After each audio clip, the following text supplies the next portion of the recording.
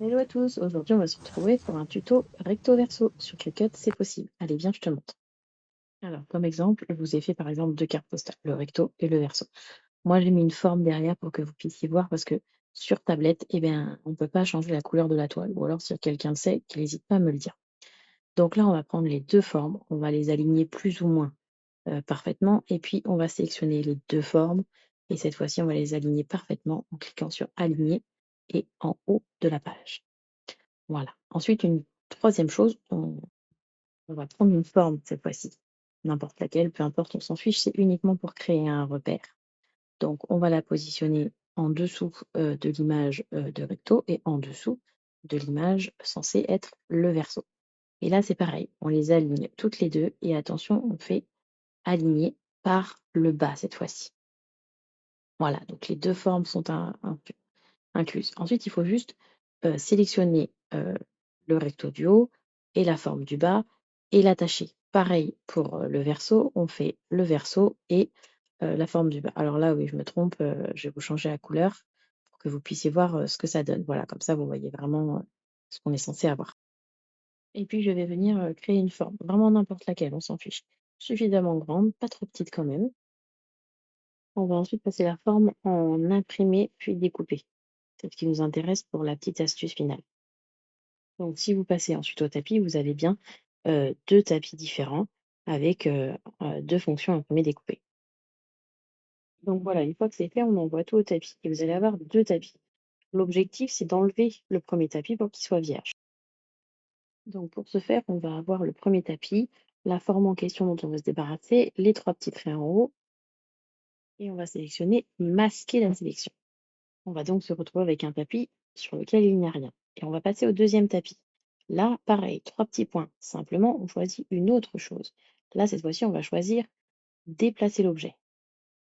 On va donc sélectionner déplacer l'objet. Et là, vous allez voir, le logiciel va nous emmener sur tous les tapis. Et du coup, on a le tapis actuel sur lequel on est. Et on va le déplacer du coup sur le tapis qui est vierge.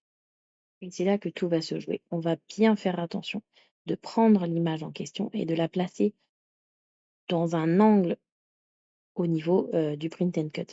Il faut bien vérifier et le faire plusieurs fois pour que automatiquement le logiciel le place comme il faut.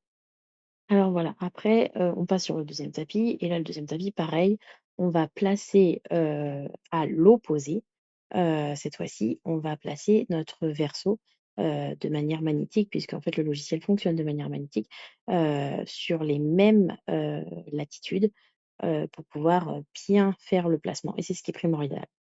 Et alors à quoi servent les petits ronds en dessous, les repères qu'on a mis? Et bien tout simplement en fait à conserver le placement dans sa ligne exacte de votre forme parce que sinon le logiciel, je vous montre, il va faire ça. Donc là j'ai tout détaché, donc vous voyez qu'on a plusieurs tapis, mais c'est surtout que vous voyez les formes ne sont pas du tout au bon endroit. Alors certes là vous allez me dire: «Bah oui, mais il suffit juste, de en fait, le retourner». Heu, pour le recto, bon, bah, voilà, on le positionne comme on a fait tout à l'heure, ça encore ça passe et pour le verso, bah, il suffit juste, de cliquer dessus, de retourner l'objet. Oui, effectivement, là, c'est parce qu'on est sur des formes qui sont rectangulaires, et qui sont, assez basiques. Mais si vous avez un projet rond, par exemple, ou, pour le placer exactement, dans l'axe, parfait, ça serait hyper compliqué. Alors bien sûr, on imprime, les 2 projets. Je suis désolée, je suis pas une très bonne caméraman. La première impression, moi, je le retourne sur les bords longs. Donc il faudra aussi que vous fassiez vos tests avant de faire vos projets finaux. Donc on teste toujours, hein, et là, vous pouvez vous apercevoir que mon recto, c'est sur un papier un peu plus fin. Il est vraiment, bien positionné. Il y a pas de raccord, il est vraiment, net. Alors il faut bien aussi positionner son papier, dans l'alimentation de l'imprimante.